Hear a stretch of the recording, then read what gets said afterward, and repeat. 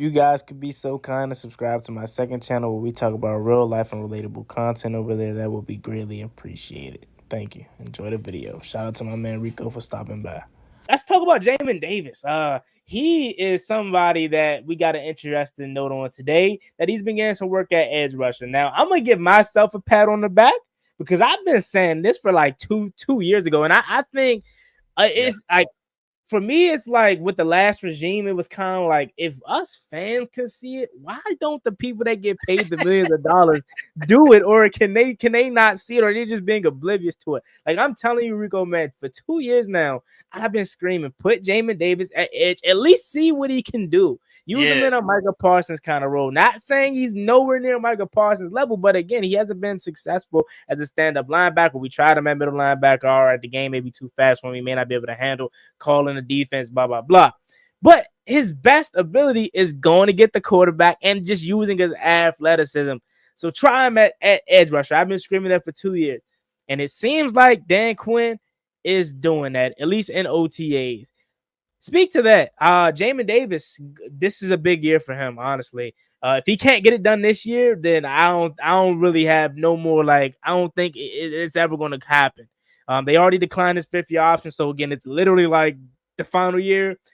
Speak to Jamin Davis. How do you feel about him and the news about him being used kind of in an edge rushing role? Could you see that being something that we do in the regular season? yeah, I hope so. I mean, because I feel like the way the linebacker group is looking right now, I mean, you draft Jordan McGee, he's going to be like your really good coverage guy. I mean, Jeremy Chin may even be like a hybrid safety linebacker star, or what most people probably still remember it as is Buffalo nickel. But he'll kind of be in the box around there as well. And then, of course, you have Frankie Louvu and Bobby Wagner. Bobby Wagner is going to be the quarterback of the defense, the run stopper that occasionally goes into coverage as well. Frankie Louvu be in coverage, but will also go after the quarterback, but from like the A gap more so than anything, blitzing right up the middle, stopping the run as well. I feel like Jamin Davis, to be on the field as much as possible, is going to have to bring some edge rusher upside, just to be on the field with those other guys that already are very talented. I mean, Jordan McGee is coming out with better instincts coming out of college than Jamin Davis had coming out of college, so I'm pretty sure he's going to ascend and play more than what people probably assume he will be just off rip as a rookie. Some people may only look at him as like a special teams guy, but I think he may surprise people. But I mean, we've seen Micah Parsons. I mean, next to who we have now, Dorrance Armstrong. Micah Parsons will be on the outside shoulder of Dorrance Armstrong. I think Jamin Davis can do that as well. And he also showed flashes last year, like against the Falcons, the team I hate the most. That that end of the game locking up Bijan Robinson was fantastic. Ask him to do that occasionally. He will get killed on wheel routes, every now and then. But you can ask him to cover. You can ask him to go after the quarterback. Ask him to stop the run a little bit less. And we've seen he just can't handle being the quarterback of the defense. Like, even when Cole Holcomb was healthy, he started to look better as an off-ball linebacker. Now he definitely has that next to him if you still want to use him in that role. But I feel like him going after the quarterback, to your point, is like his highest ceiling. That's really his calling. That should have been his calling for a while now, honestly. Yeah, man. Again, big year for him. This is going into the 21 draft class, and I Yeah. mean, Ron Rivera's drafts, just looking back on them, was so bad, man. Like, okay, that 2020 draft class at this point, no one panned out. Cam Curl was our most successful person, and we did not re-sign him. But like that Chase Young whole debacle, who ended up Sadiq Charles, he ended up going, to Tennessee, but he was never nothing. Shaka Tony didn't end up being anything. Like that whole 2020 class ended up being bad. This 21 class, who's our most successful player, is looking like maybe BSJ. I don't know.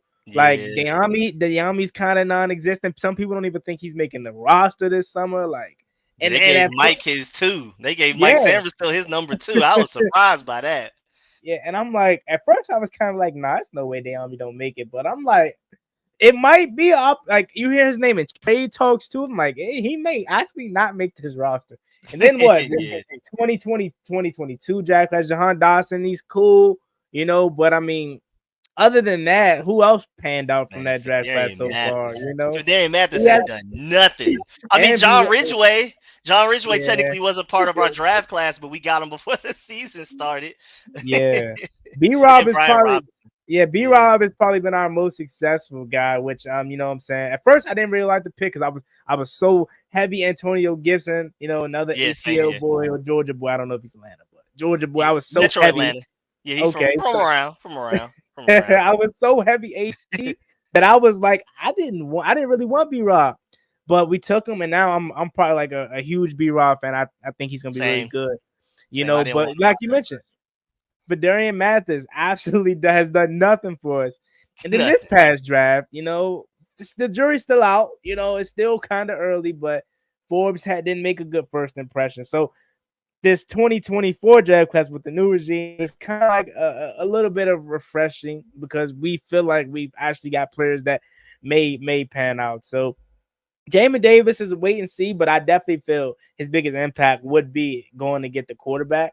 But we'll wait and have to see on what it is that they actually do with Jamin Davis. The clock is officially ticking for him. It's either put up or shut up time. I don't see him being here next year, regardless of his impact, unless he just absolutely blows up.